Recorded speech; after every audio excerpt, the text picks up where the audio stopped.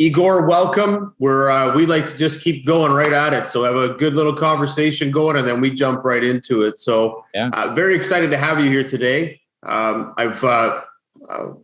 think the reason that I'm really more excited, and I love to say this, I'm excited about anybody that I get to have a conversation with in the angel VC world. But what I really like about your background is that you come from a technical background, and that is very rare that I get to interview someone that has a technical background, which is very similar to myself. So it's kind of dear to my heart that I get to pick brain with a tech geek, and that is something that's amazing. So for me, we're going to jump right into that part of it. But maybe the best way to start is if you can give us a little bit on your background, kind of where you've come through the exits, through everything you've done in Boston and in the networks there, kind of where you are today and where you're going. And then we'll kind of jump into the conversation from there. And then one thing about you that nobody will know. That nobody will know. I'm an open book, so I don't know if I could think of something. Oh, you can find something in there, Igor. Come on, I know it. All right. Give me a minute. I'll think about it. But let me give you my background. So, like you said, tech guy. So I wrote my first line of code when I was 9. I made my first money from software when I was 12. And it's just been, I guess, uphill, downhill. I don't know what you would call it, but it went from there. So I've had startup after startup. I'm originally from Ukraine. I lived in Moscow. My dad was an entrepreneur, so it's kind of like in my blood. And just startup after startup of all sorts of kinds. Mostly failures. Some gloriously so. Some for all sorts of reasons. Sometimes co-founders. Sometimes like the typical ran out of money thing. Sometimes. One time, a legal issue where I was told, "Don't you dare launch this," and eventually, I lived in Boston, I lived in San Francisco, came back to Boston, found a startup, and finally had like a big exit. Not a big exit, but a big enough exit, and that was a couple of years ago, and basically kind of pivoted my life since then because it gave me a little bit of flexibility to do some, basically anything I wanted. And what I wanted to do was help startups in all sorts of different ways. So I did some angel investing. I do consulting. I'm, my title is mentor in residence, although there's no longer a residence because of COVID, but I'm a mentor in residence at One Valley, which is an accelerator program, used to be called GSP Labs. And I'm doing some angel investing on my own. I do it with a group here in Boston called Beacon Angels. Just having fun, man. No, I love that. Very good. Very in sync with the world of entrepreneurship and angel investing. So I love the background on how that all ties together. So before that, I was still going to let you keep thinking about that one thing that you're going to share with us. And we can hold it off because we got a personal segment we'll talk about near the end of our chat. But I'm thinking between 2 or 3 things. Come back to me later. All right, we'll talk about that at the end then. So what I love to do is to kind of really dive more into that background experience. So I love the fact that when you were 9, you were writing code. When you were 12, you were diving right into it and building a little empire. How much of that background has really defined how you're investing? And the reason why I like to kind of play off this angle is because when you start to explore your past and how much it shapes your future, is that when you start to dive into these startups, you're coming at it from a totally different angle. You're not coming at it from finance. You're not coming at it from marketing. You're really coming in from the technical standpoint. And that background you've built over the last however many years. So how do you define how much that's helped you today? And what do you look for when you're looking at founders because of your background in tech? It's a good question. It's very much a double-edged sword, right? Because on one hand, you invest in what you know. What I know is tech. So I'm very adept at looking at a company, qualifying the technology, doing almost a mental tech due diligence on them very rapidly and assessing whether it has legs or not. On the other hand, right, it blinds me a little bit to the financial side. Even though I could assess that as well, right? I've had, so far all of my investments, knock on fake IKEA wood. But all of my investments are live. I've had a couple that are kind of stagnating, but they're all kind of live so far. But for sure, one of the very first angel investments I made was in a Boston company, like two-sided marketplace sort of play. I looked at the tech, looked great. I looked at the idea. I'm like, this is awesome. And I didn't look at the financial side at all. I didn't look at, customer acquisition costs. I didn't look at run rate. I didn't look at anything. I was like, here you go. Here's some money, run with it. I learned my lesson. I learned my lesson for sure. On the other hand, I do have, so for the most part, personally, I invest in technology I can understand, assess, and believe in its longevity.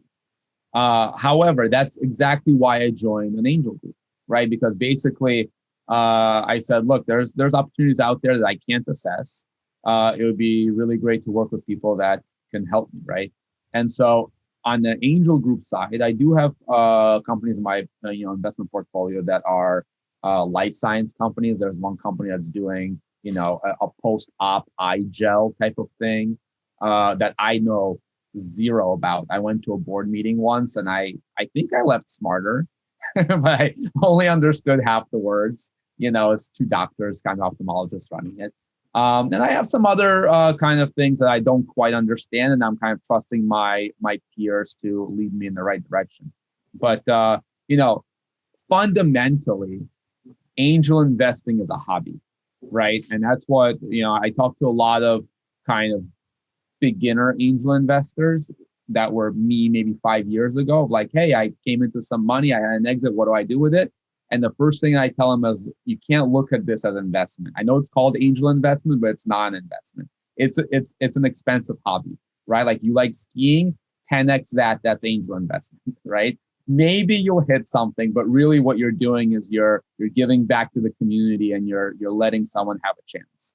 So the same way how all of my angel investments are live, none of them have been, a big exit for me. One guy actually returned me the convertible note with interest and said, look, I my company stagnated. I sold it for assets. So here's your 20K back plus 5% interest. And I said, look, you're ahead of the curve. Yeah, winner, chicken dinner. Exactly. When I invest in, I shouldn't say when I invest in something, I kind of write it off, but like mentally, I prepare myself to do that. So when it comes back to me with 5%, I bought a bottle of champagne for sure. Well, and you touched on a lot of great points there. And the one is that you almost in this space, when you're not doing it full time, it's a hobby of trying to pick the winners, and hopefully they're the ones that drive forward. But you really are, you've got a set of money that you've put aside that says, here's really high risk dollars, and I'm going to throw this money into this many companies per year. And I hope that this is going to bring me some gains, but really I'm okay if it doesn't.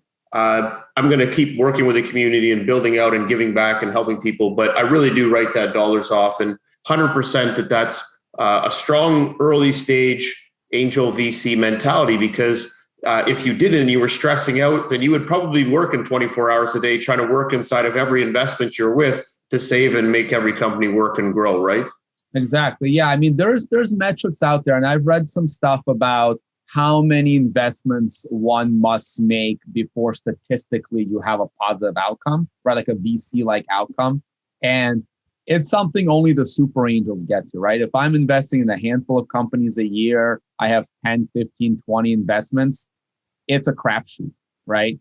If I'm a super angel, if I'm investing in 100 things, then I can aim for like a VC like 12% return or something like that. But at my paltry level, it's a gamble for sure. Well, it's still great that you're doing it, because again, it's a tough space, and there's not a lot of people that like to get into that gambling side. And hats off to you. I think it's amazing that you're doing it, and the whole mentality of going in and giving back and being able to be part of that, I think, is huge. So we commend you for it, and we hope more people will jump into the space just like you do. So that's amazing, because it does help these companies get off the ground. So there's one thing that really kind of stands out in all of these things that you've done and what you said, and that was qualifying the tech. So a lot of founders, and I'm going to just put a number out and say that 30% of, maybe 40% of companies that are created in the tech space are created by non-technical founders. I would say it's a bit higher that there's more technical founders that create it, but they usually find somebody on the business side to run and manage it. And sometimes it's just them operating and running it. But if it's just pure businesses in the technical space that have started, it's probably 30-40% where they have to hire someone to do the tech. So they're trusting somebody else to do this. And I'm sure you've come across this. When you're diving into these companies, again, because you're not talking with a technical co-founder or the founder, how do you validate this code? And are they open-minded to you coming in and taking a look at it? Are they think it's amazing, or are they afraid that you're going to beat them up and that this isn't the right thing and they built the wrong thing? So how do you kind of coach those companies through getting their product to market in a technical or non-technical biased way so that when you do come in, there's going to be a good review for companies and the audience listening? Yeah, that's a deep question. So look, there is I'm gonna answer in two different parts, because there's Igor the person, and then there is my company, which I created partially to address exactly the problem that you're kind of implying, right? There's a lot of founders out there that end up with a terrible experience working with, co-founders, freelancers, dev shops, not through any fault of their own, and often not through any fault of the developers that they're working with, right? It's just, there's a long road from what's in someone's head and what a developer actually ends up with, right? And so for the most part, I would say that the founders, regardless of whether they're technical or not, are very open and in fact appreciative of someone like me looking at the code. Occasionally, when you end up dealing with who I would call the scammy web shops, which is not the majority, but some, right? That the kind of folks that hold code hostage before until you pay, the kind of folks that have vague SOWs and then argue about what was and wasn't in them. Those kind of folks very much don't like me in there. And not because you have to remember the founder wants an investment, right? So they want me to come in, have a good experience, and give them some money. These guys don't care about whether I invest in the company, right? They want to get paid for the work that they've done, and they don't want to show anybody the quality of that work. So I have had some resistance, but it's almost never from the founders. And in fact, Igor the person helps a lot of founders with kind of like, let me take a look at what you're doing there. I had a call just the other day with a technical founder, but this was like his first go around. And he called me in the middle of the night. He's like, Igor, I know, like, it's the middle of the night. I'm working on this React code. I just can't get it to work. Like, can you just look at it? I'm like, that's fine. Like, let's hop on a Google Meet, and we kind of debugged it together. So I'm happy to do that. But it's rarely from the founders. And in fact, that's Igor the person. Fast CTO, my company, about a third of our clients are technical founders. That kind of, they know that, hey, I'm a competent developer. I've never done something of this scale. Let me work with someone that can help me get it to that level and prepare me for the due diligence that's going to happen in the future, right? Because they've never been through due diligence. They don't know what the other guys are going to ask for, the VCs or the angels or whatever, although they ask different things. And so we go in there and we say, okay, look, you can't store your passwords in the database. You can't do this, you can't do that. And we help them out. So in that kind of deep dive, and when you're qualifying it, this is for Igor to be coming in as an investor into this company. Have you stopped and decided not to invest in a company because you found that even though this looked like a great product, great company, when you dove in, you were questioning the style of the code or the antics or what they've done, what they missed, what they didn't do right, and just kind of looked at it and were like, you know what? Based on this, you guys are way too early for me, even though you're raising this much and you're doing this and your business is doing okay, but man, this platform is going to fall apart if you hit 1,000 users. and I don't want to be part of that ship. So have you ever had to kind of really dig into that and say that? Dig in is the wrong word because it's usually pretty obvious really quickly. But there's definitely been, it hasn't been because you're too early for me. And it's rarely because, hey, this won't scale. Because, I build things to scale. Like Igor, the person, builds things to scale. But Igor, the entrepreneur, kind of believes that scaling is tomorrow's problem, right? Like, let's get it out. Let's get revenue. Then we'll deal with scale. Yep. So what stops me dead in my tracks is code that the founder expects to be the foundation.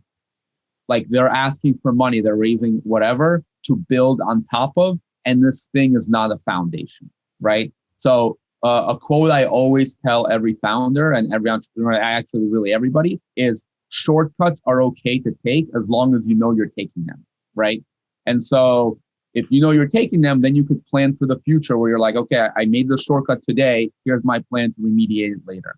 What happens often is, especially with non-technical entrepreneurs, is they send the, they offshore their development or whatever, which is nothing wrong with offshoring, but they basically send it out.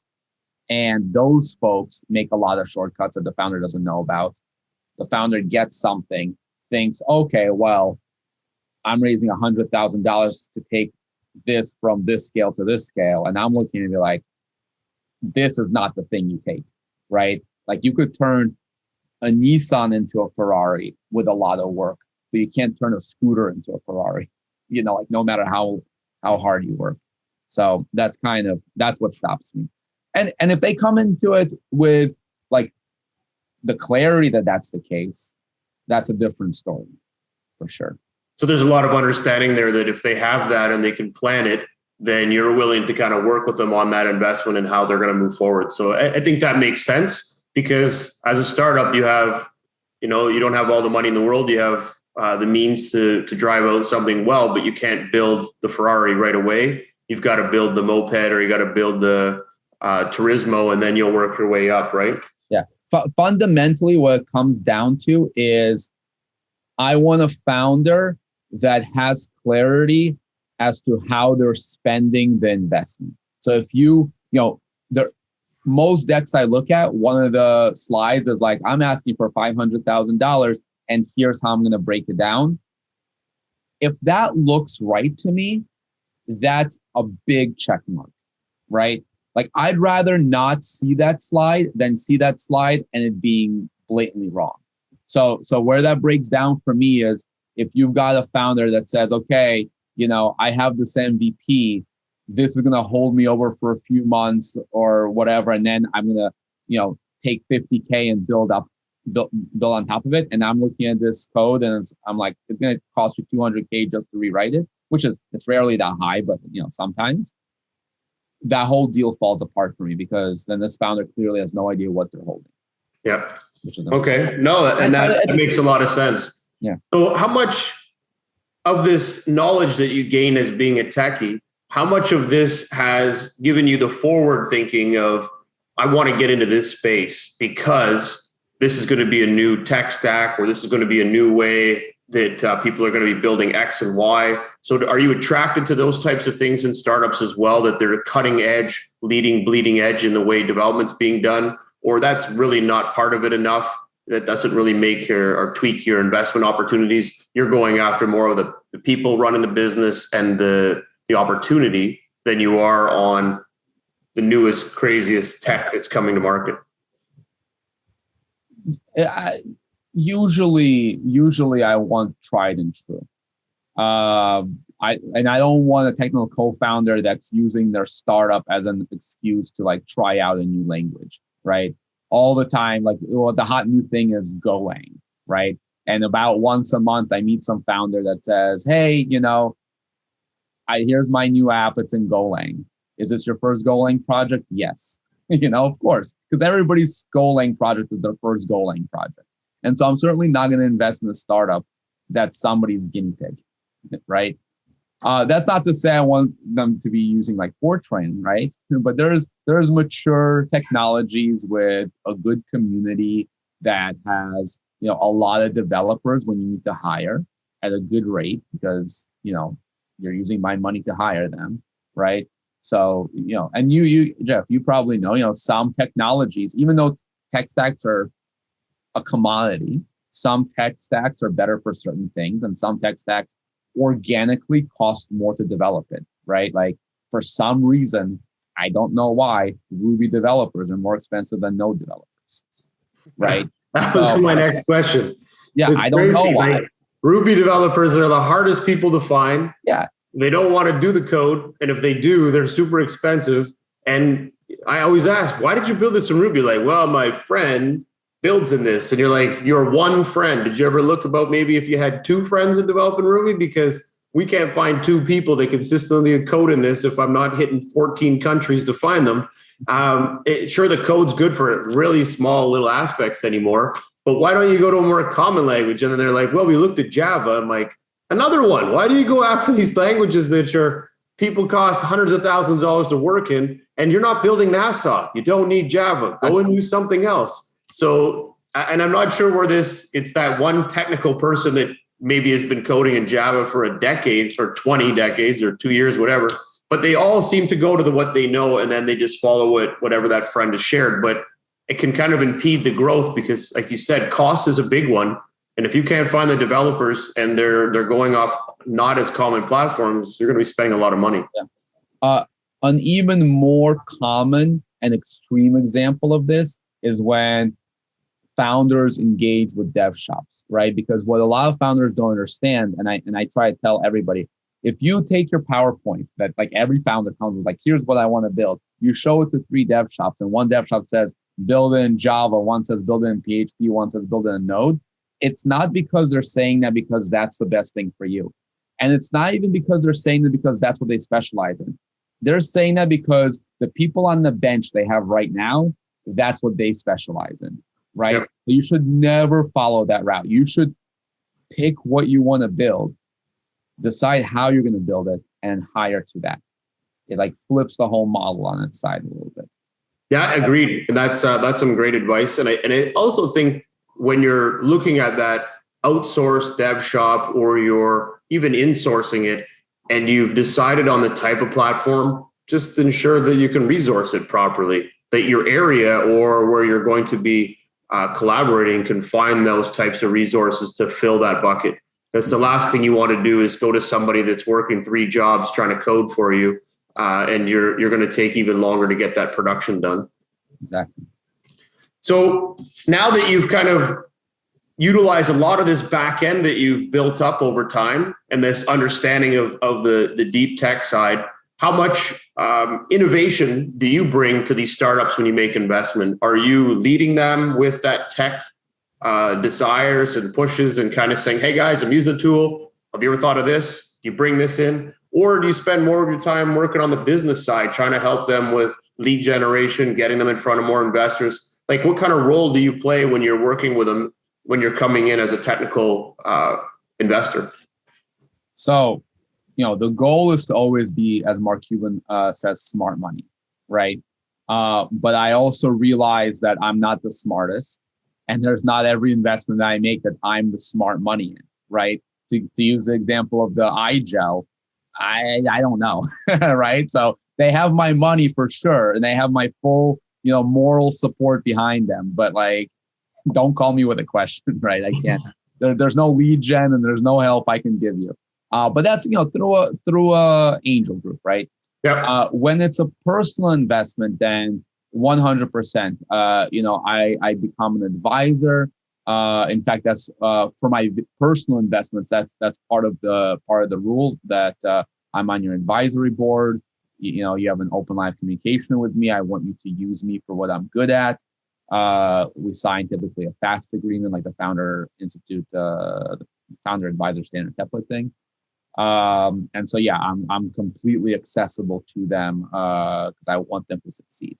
Igor, the company, Fast CTO, Igor, the person, Fast CTO, the company does exactly the same thing, just times 150, right? And so everybody we work with, if they have connections with angel investors and VCs and private equity and whatever else, family offices, and we just basically we really only work with companies we believe in, because we're not a dev shop, so it's a little bit different, right? So you need to prove to us that like you have legs, and then we're like, okay, we'll help you succeed, right?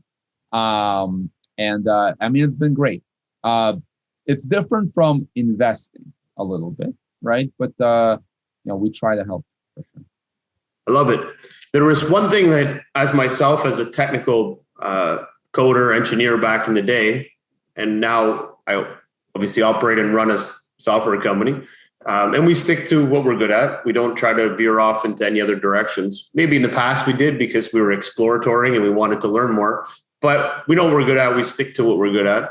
So, but what I found was that when we work with developers or we work with technical people, and even throughout my career working with technical people, I found this, and maybe I'm just biased because you spend so much time in the area, but I find that technical founders understand the mechanisms of the business from a whole different angle. They see things differently. So they have a whole different opinion of how the business should operate and function and run. And I think non-technical people don't look at it from that way. Maybe they just look at it from the top down, whereas technical people look at it from the bottom up.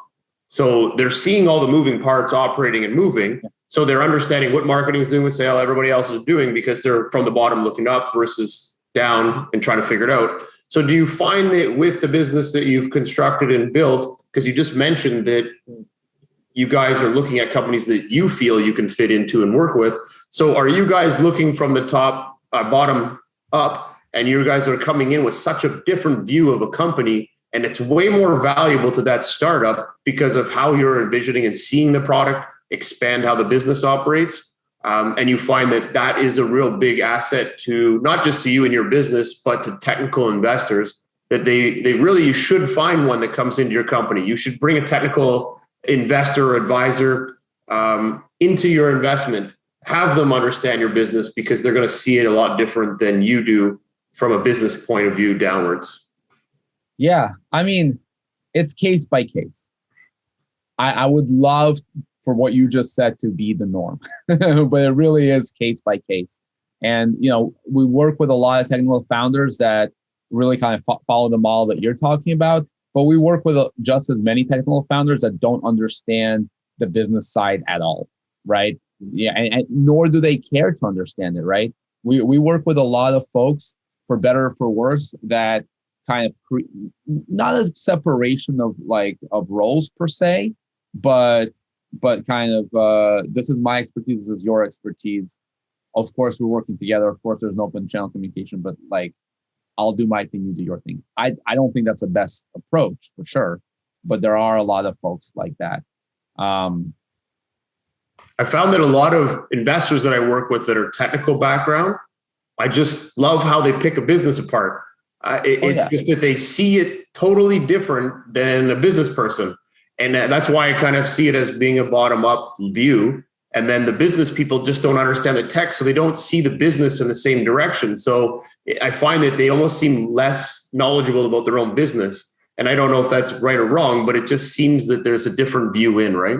The good technical co-founders extrapolate better, right? To really put it simply, because when they hear a business requirement, they kind of, in their head, it's like, okay, it could be this or this or this or this down the road. Here's phase one, here's phase two, here's phase three. I know you're saying just this, but really it's all of these things. And they go back and they put in the right architecture. The good ones. Not everybody is the good one, but that's where we come in and we kind of mitigate it and help out. I like that extrapolation. It's kind of like they're taking the problem has been zipped together with everything into this one folder. And instead of having to unzip it so that everybody can understand it, the CTO or co-founder CTOs are already in that zip file, figuring out all the buckets and how it's going to affect the business in the long run, which will then allow them to extrapolate the good, the bad, and the ugly, so that the rest of the teams, founders, marketers, operations people can better understand what will change to the tech, which will change to how they all operate in their silos, and how that's going to affect or benefit them in the long term. Yeah. And then, to what you said a couple of minutes ago, for sure, technical founders get a much bigger picture, right? Because when you're talking about all these different arms, marketing, advertising, all that, guess who's integrating all of that into the main application, right? So you might not know the details of, how to set up the Facebook campaign, but how the data flows in and how it goes into the CRM and everything else. So I will say, just as kind of to shoot myself in the foot a little bit, there is some statistic, I don't have it in front of me, but I saw it a couple of months ago, that I think said something like 70% of recent unicorns are co-founders that met in business school. To the implication is, of course, that they're not technical co-founders, right? But not always, sometimes, usually, right? And so it's certainly not a requirement for a company to have a technical co-founder. Does it help?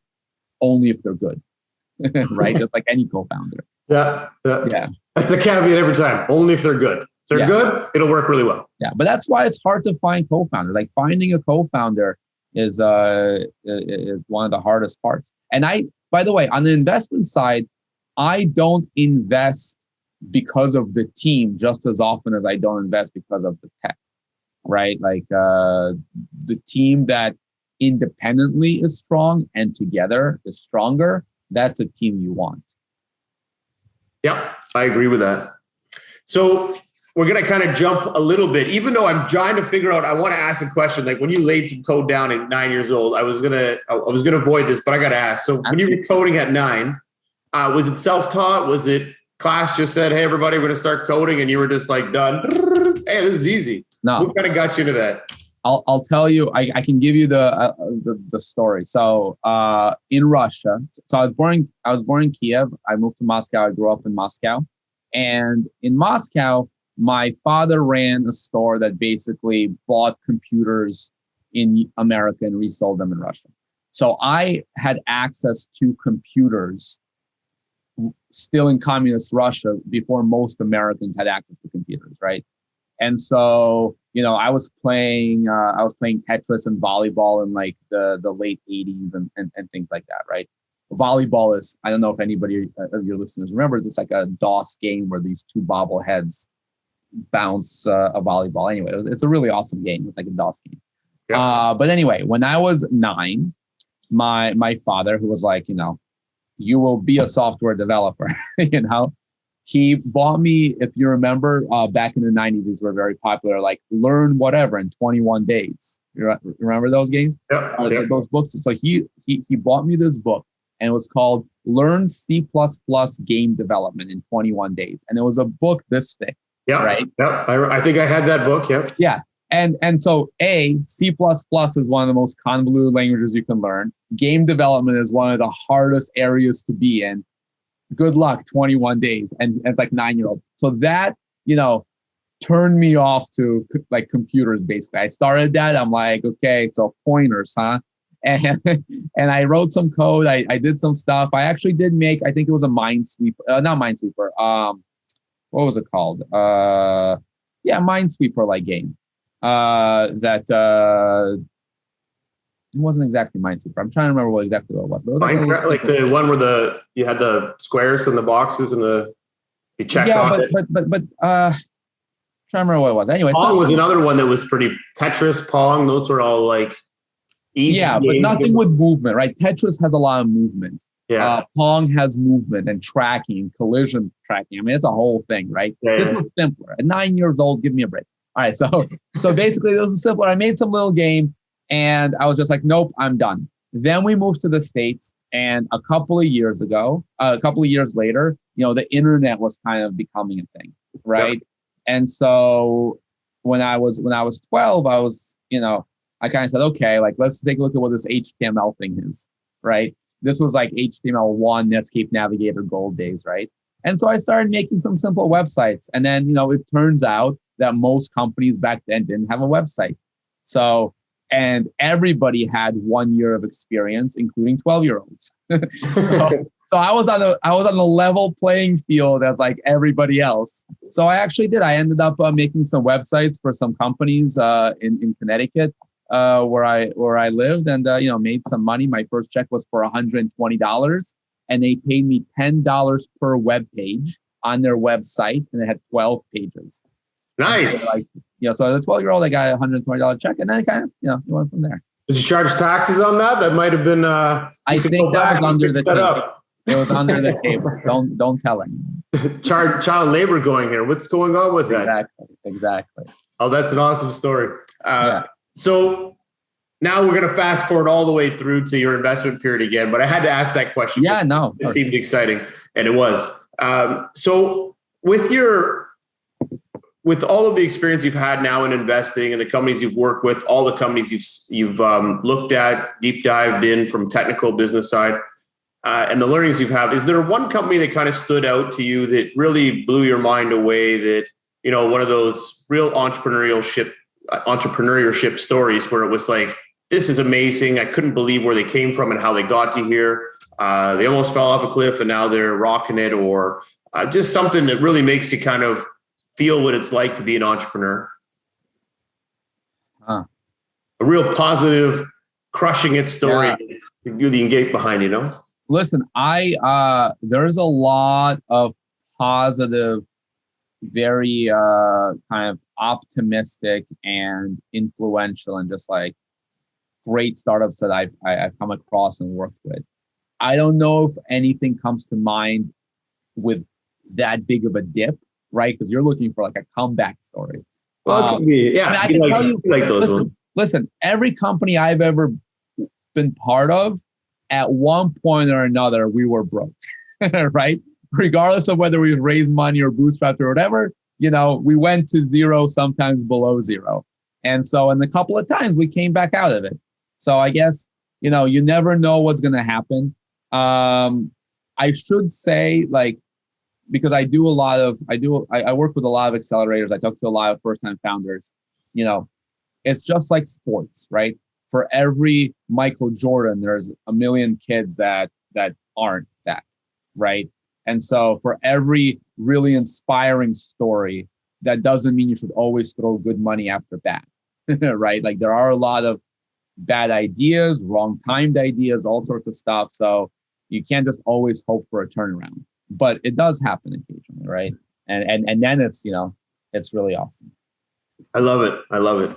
And you're right. And it's a good analogy that, there's a lot of Michael Jordans, there's only a couple Michael Jordans in the league, but there's always a lot of everybody else, and they all bring good value, but you don't know how long they're going to last in the league. And you want to bet on the big winner, but sometimes you're going to bet on everybody else and you're hoping that they're going to get taken out too. But you can't, if someone breaks a leg or snaps an ankle or just doesn't make it the next year, it's part of the mix, and that's part of the investment. And it's part of the excitement. And by the way, you don't need to be a Michael Jordan, right? Like a lot of folks listening to this, your company is not investable, but that doesn't mean it's a bad company, right? Everybody always talks about lifestyle companies as if it's a bad thing. Like if you've got $1 million a year in passive income coming in from your lifestyle company, you're fine, right? Like you don't need to be a unicorn. Like you're fine.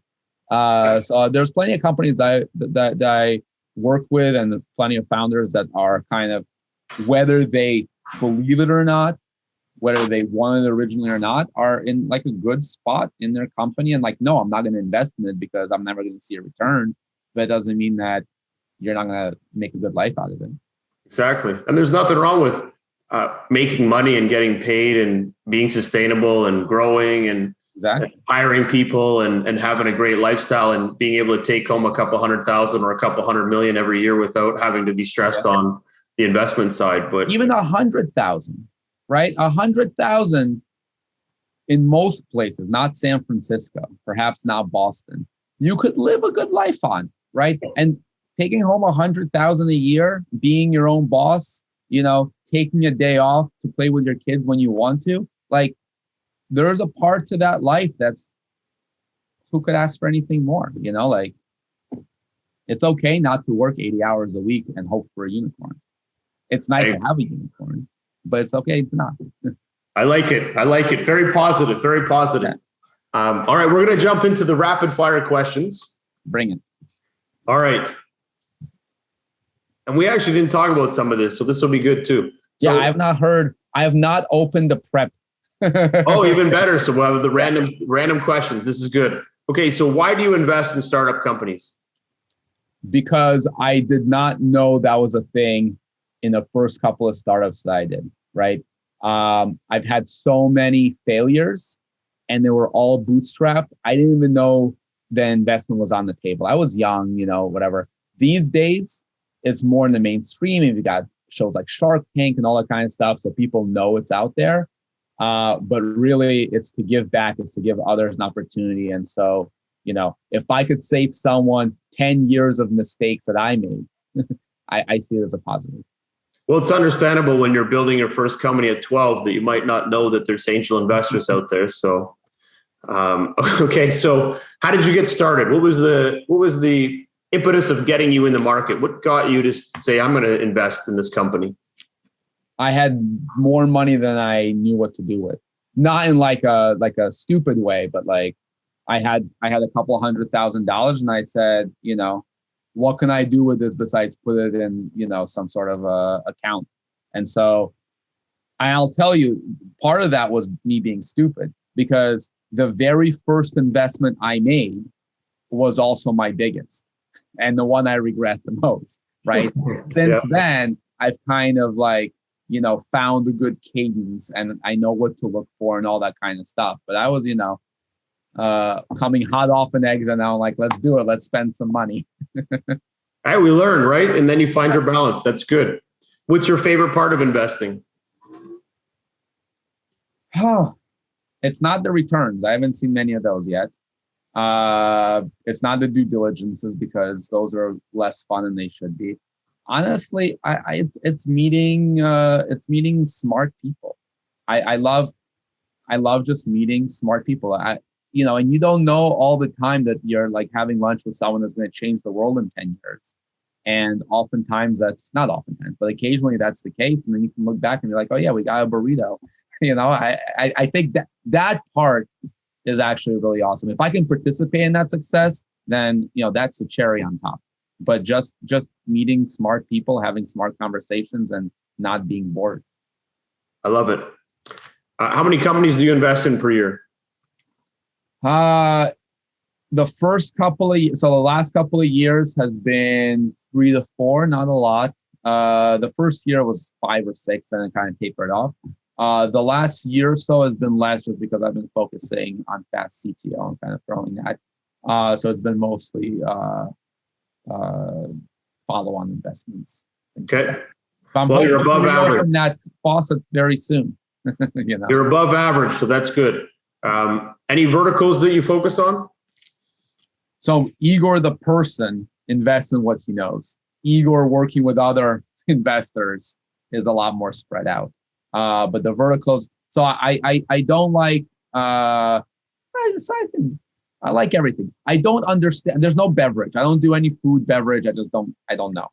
That seems to be a crapshoot of a crapshoot to me, right? Because you just never know.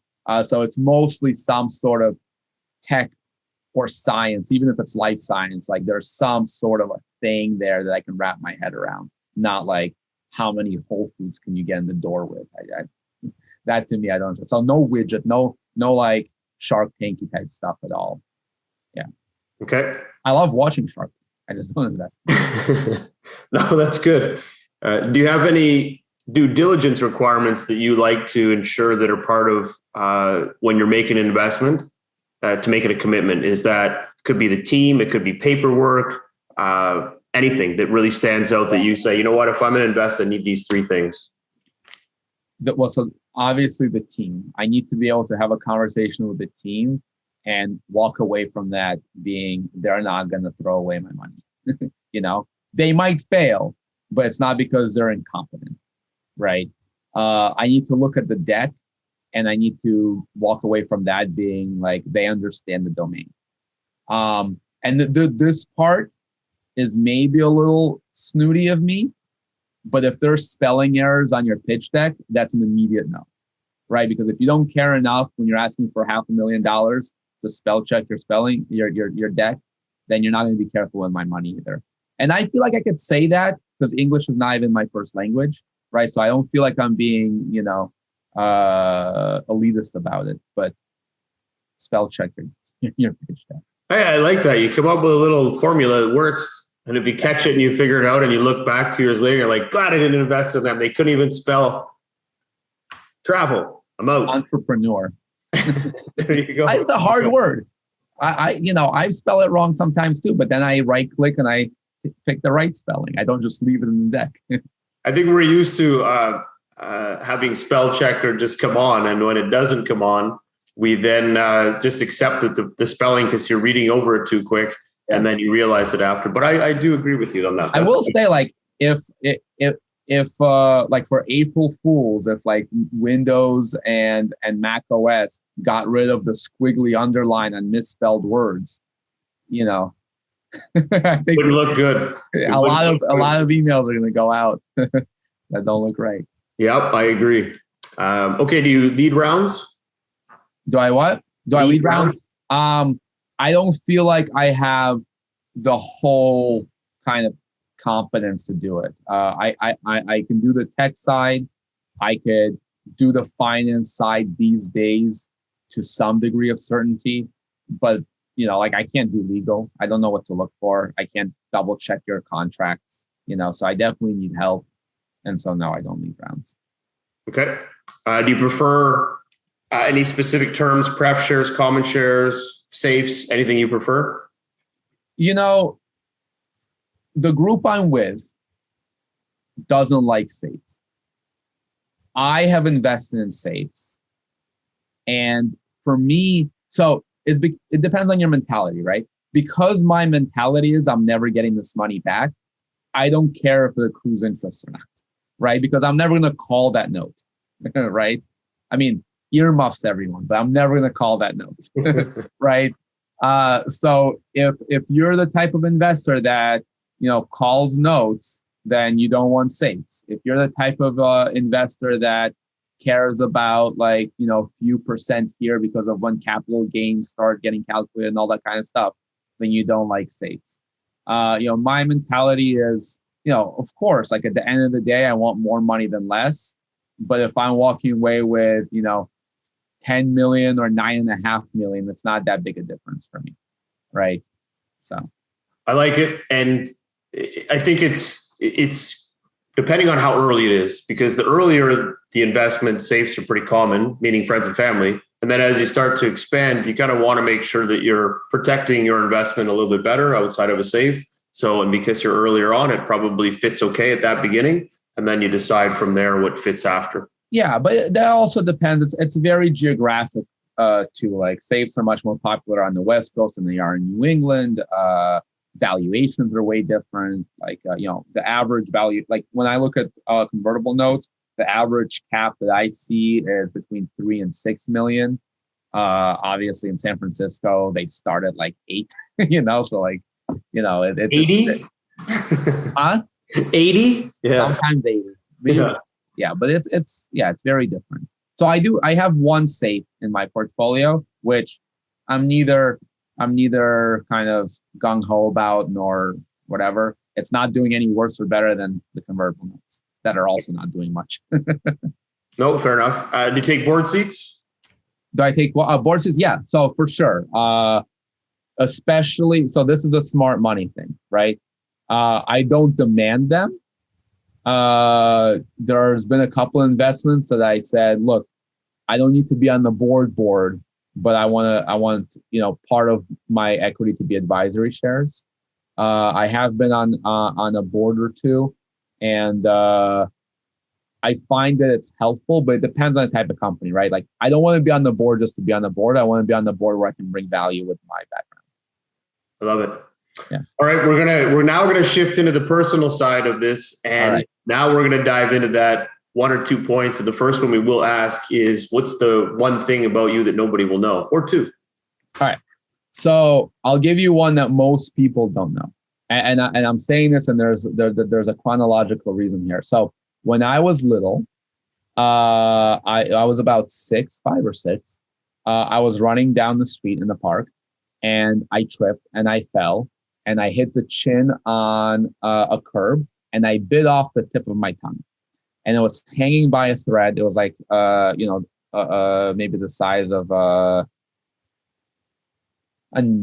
dime, a US dime. I don't know if you know what that looks like, but the size of a dime. And it was a pretty hefty piece, right? And so most American parents would take you to the hospital to get stitches.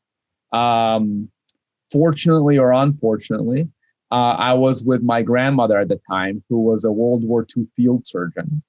And she looked at my hanging tongue and my gushing blood from my mouth.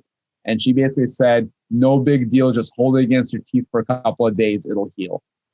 And well, it did heal. I have a little bit of a scar here. I could still roll my R's like any respectable Russian. But I do have a little divot here. And my grandmother actually passed away last week. She was 100. But I always have this little scar to remind me of her. Oh, that's awesome. Well, sorry to hear that, but she sounds like she's created some amazing memories. So it's good. So most people don't. Yeah, that's a good one. You made me think, but that's one that most people don't know. Oh, I like that. Yeah. Yep. Brilliant. Okay. Favorite sports team? Favorite sports team? I don't have one, man. So I grew up playing individual sports. I grew up doing diving. I was actually, here's another one that most people don't know. I was in the Junior Olympics for diving. And so I was never really big into team sports. And so when I moved to America, because America is way more into team sports than Russia is. And I remember, so I moved here in 92. And the first kind of year we were here, I was still not really speaking English. We watched the Super Bowl. And I think it was 92, it might have been 93, but basically the Green Bay Packers were in the Super Bowl that year. And the quarterback was Brett Favre.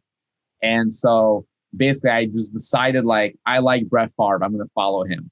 So for many years, I was a Green Bay Packers fan. Then I was, a Vikings fan. And then when Brett Favre retired, I was like, okay, who now? And so I picked Peyton Manning. So then I was a Colts fan for a couple of years. And so I picked somebody I admire, and then I follow that person to whatever team. Basically, right now I'm a free agent. There's not anyone that I'm following because Peyton retired, and I don't like his brother that much, and I definitely don't like Tom Brady. So, well, in a quick little search, it was 93. So there you go. So that's awesome. Well, you still have fans of sports that you're fans of, so that's good. So this gives you a little bit of a discussion point, regardless. So that's cool. Yeah. I like the Olympic sports. I like gymnastics. I like the kind of stuff most Americans don't like. Like gymnastics and fencing and all the esoteric things, diving. Yeah. Well, those are good sports, man. It's individual crushing. That's good. Yeah. All right. Favorite movie, and what character would you play in it?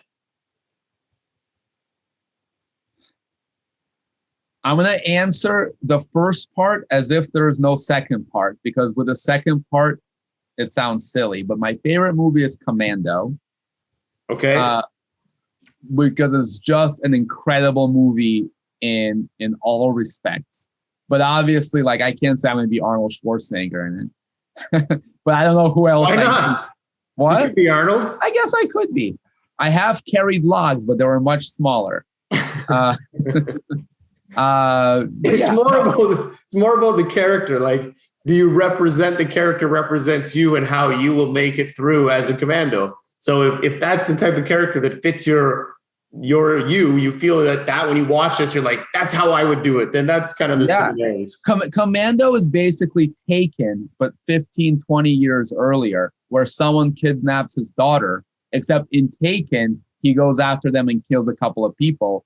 And in Commando, he finds an island and fights an army on the island. Yeah. So, I'd like to say that if somebody kidnapped my daughter, I would do that. But I don't know if I have those particular set of skills, but I do my best. Well, it's a great selection. It's good. I like that. I haven't seen Commando probably since I was a kid, so I'm probably going to have to watch this movie so I can see how Arnie is. It's an incredible movie. All right, I love it. All right, last question. What's your superpower? My superpower. The superpower I've always wanted was to fly. But I don't have that, or do I? but I don't. The typical answer, I have been asked that question before once or twice. I think my superpower is not being disappointed with disappointments, right? Because basically, especially as a co-founder, you pass up on a lot of things. And as an investor, you pass up on a lot of things.